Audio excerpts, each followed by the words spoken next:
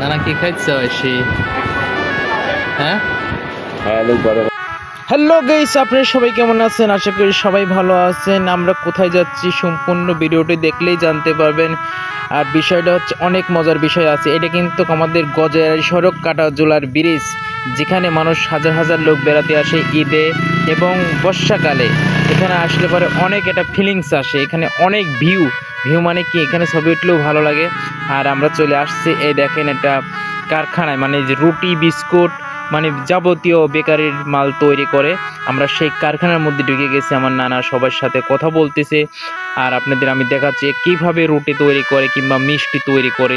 সম্পূর্ণ ভিডিও আছে, আমি দেখাবো, আপনারা আমার সঙ্গেই থাকুন। এখানে গেছি গোল রুটি, যেটা হচ্ছে প্যাকেট করে বিক্রি করে।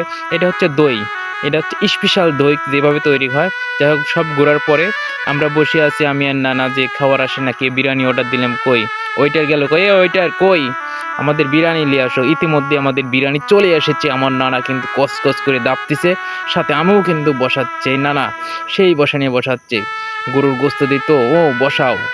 ভিডিওটি ভালো লাগলে সবাই শেয়ার করে দেবেন আর একটা কমেন্ট করে দেবেন। এই দেখেন, এই যে আমি এতক্ষণ ভিডিও করলাম, আমি স্ক্রিনের সামনে তো আসে না, ভিডিওটি শেয়ার করবেন।